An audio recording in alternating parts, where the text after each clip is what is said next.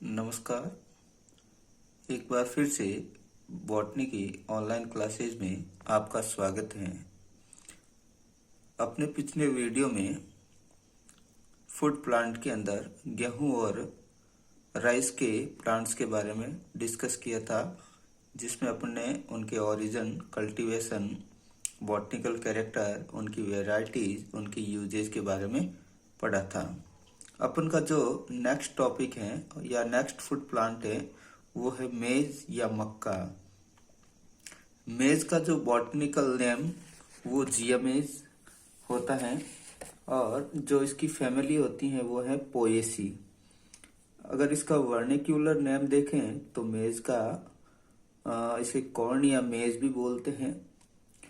अब अपन मेज का जो ओरिजिन देखें और उसका डिस्ट्रीब्यूशन देखें तो मेज का जो ओरिजिन है वो आज से 5000 वर्ष पूर्व मैक्सिको और मध्य अमेरिका के अंदर माना गया है। वहां पर ये एक जंगली पौधे के रूप में पाया जाता था। मेज है जो एक धान्य फसल है। गेहूं चावल के बाद में मेज को भी सबसे ज्यादा खाया जाता है।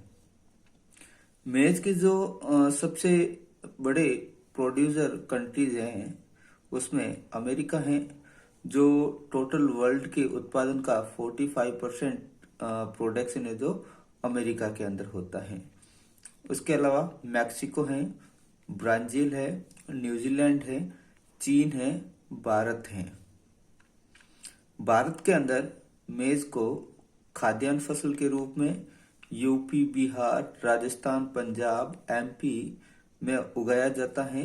और भारत के अंदर यूपी है जो मक्का के उत्पादन का सबसे बड़ा राज्य है, जो पूरे भारत का 20% भाग है जो यूपी के अंदर उगाया जाता है।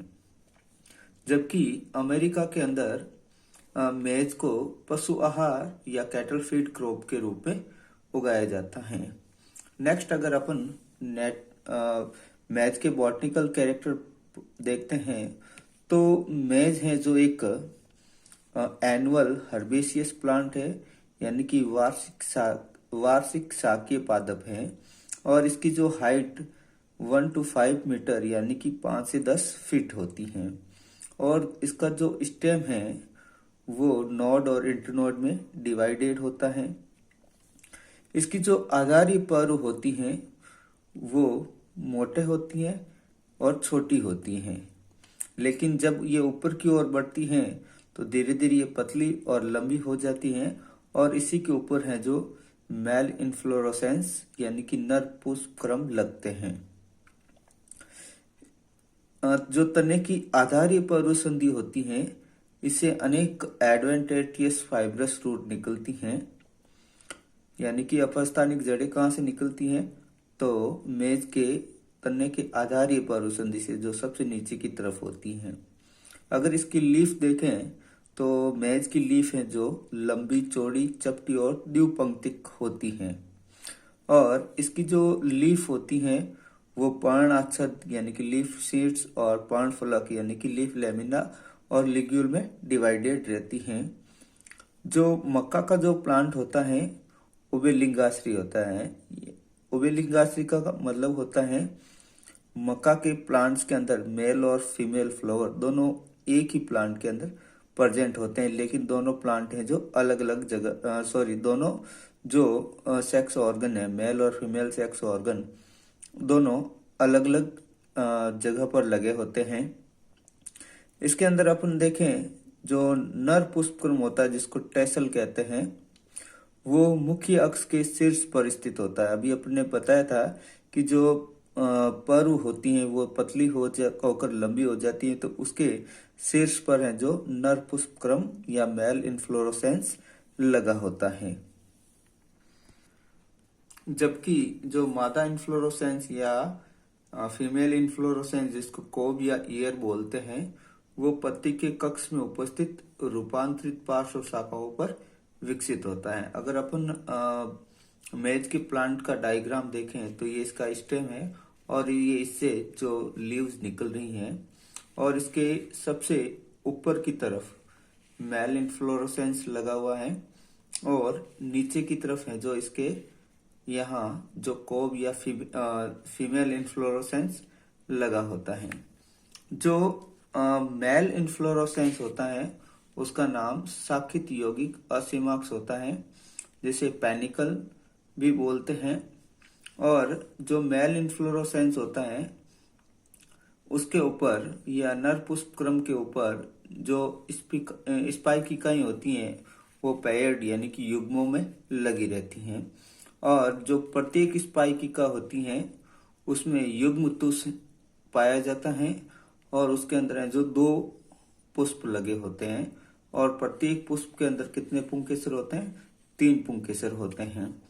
मेज के अंदर अपन ने पढ़ा था उसके अंदर राइस के अंदर अपन ने पढ़ा था 6 पुष्पक्रम पुंकेसर होते हैं।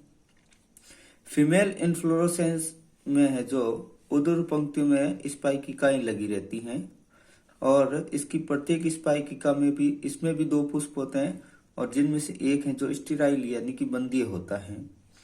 और जो संपूर्ण मादा पुष्पक्रम जिसको भुट्टा कहते हैं वो सुविकसित अतिव्यापित पर्णआच्छादों से ढका होता है। आपने अगर भुट्टा देखा होगा तो उसके चारों तरफ जो लीफ लाइक स्ट्रक्चर होती है उसको अपन पर्ण स्पेत या भूसी या हस्क कहते हैं, उससे ये कवर्ड रहता है। इसके अंदर जो वर्तिका होती है वो लंबी और धागेनुमा होती है। आपने मेज का जो भुट्टा देखा होगा तो उसके ऊपर हेयर लाइक स्ट्रक्चर बाहर की तरफ निकली रहती है, जो इसकी क्या होती है? वर्तिका होती है, जिसे अपन सिल्क बोलते हैं। और जो वर्तिका होती है इसका शीर्ष भाग है जो 2 पार्ट में डिवाइडेड होता है और स्टिग्मा या वर्तिकाग्र के रूप में कार्य करता है। और इसके अंदर अंडक की संख्या 1 होती है और इसके अंदर जो परागण क्रिया होती है वो वायु परागण होता है। इसके जो फल होता है उसको कैरियोप्सिस बोलते हैं, जो एक बीजी होता है और अस्फुटनशील जो फटता नहीं है। इसके अलावा इसके अंदर 2 प्रकार के भ्रूणपोष होते हैं। एक होता है पीला और कठोर जिसके अंदर प्रोटीन की मात्रा अधिक होती है। दूसरा होता है सफेद और कोमल जिसके अंदर स्टार्च की मात्रा अधिक होती है। अगर इसके फल के अंदर अपन कंपोनेंट्स देखें तो सबसे ज्यादा जो कंपोनेंट्स है वो है कार्बोहाइड्रेट जो 76% होता है। इसके अंदर प्रोटीन है जो 4.7 to 11.4% होता है।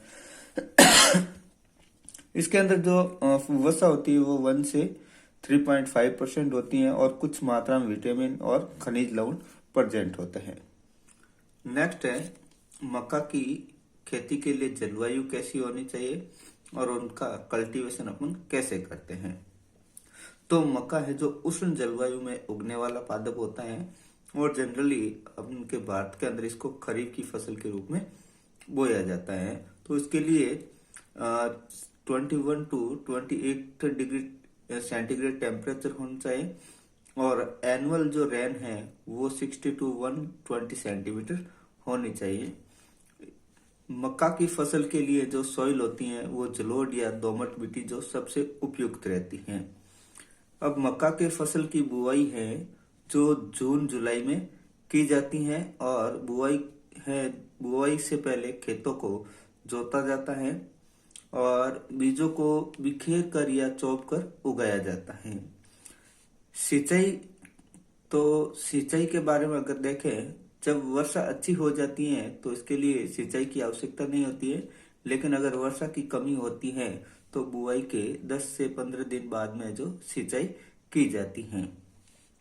मक्का की फसल के ज्यादा उत्पादन के लिए अपन फर्टिलाइजर का भी यूज कर सकते हैं जिसका नाम है नाइट्रोजन, फॉस्फोरस और पोटास।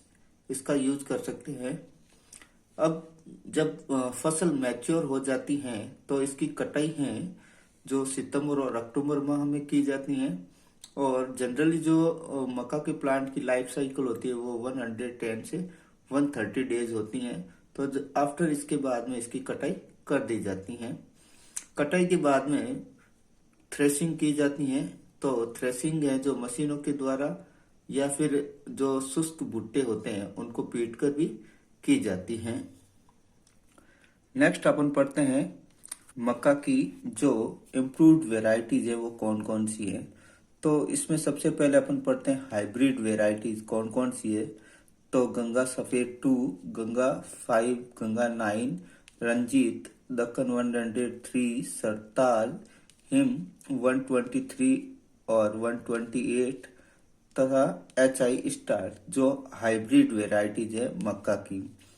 मिश्रित जो वेराइटीज है उसके अंदर है विजय, किसान, नवजोत, विक्रम, किरण, D765, अगेती 76, अंबर, सोना, जवाहर और पियरा 3 हैं। अपन के राजस्थान में जो मक्का की उगाई जाने वाली वेराइटी है वो है गंगा 2 एंड गंगा 5, दक्कन 103, अगेती 76, नवजोत, किरण, बसी सेलेक्टेड, तरुण, माही और विजय इनको है जो राजस्थान में उगाया जाता है। अब मक्का का यूजेस कहाँ कहाँ पर होता है। तो जनरली जो मक्का है उसको इंडिया के अंदर खाद्यान्न के रूप में उगाया जाता है, जबकि अमेरिका के अंदर इसको पशु आहार के रूप में उगाया जाता है। तो अपन बता सकते हैं मक्का का यूज है जो खाद्यान्न और पशु आहार के रूप में भी किया जाता है। इसके अलावा मक्का के दानों से जो चपाती है, दलिया है, पॉपकॉर्न जो आप खाते हो और कॉर्नफ्लेक्स बनाए जाते हैं। पॉपकॉर्न बनाने के लिए मक्का के जो दाने होते हैं उनको सेका जाता है, तो जब वो फूलते हैं तो उनसे पॉपकॉर्न बनता है। इसके अलावा म- अ, मक्का का यूज है जो स्टार्च, ग्लूकोज, डेक्सट्रिन और अल्कोहल के औद्योगिक उत्पादन में भी किया जाता है। और जो मक्का से जो स्टार्च प्राप्त होती है उसका यूज है जो कपड़ा उद्योग, कागज उद्योगों में भी किया जाता है। इसके अलावा मक्का के अंदर एक जीन नामक प्रोटीन पाया जाता है और इस प्रोटीन का यूज है जो आर्टिफिशियल फाइबर बनाने में भी किया जाता है।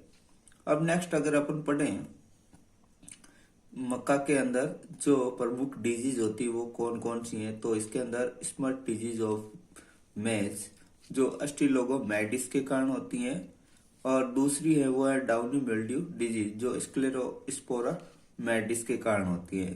तो इन डिजीज से इन्फेक्टेड प्लांट्स को अपन को उखाड़ कर फेंक देना चाहिए, उनको जला देना चाहिए। तो आज के इस वीडियो में बस इतना ही। अपन नेक्स्ट वीडियो में कुछ और फूड प्लांट्स के बारे में डिस्कस करेंगे।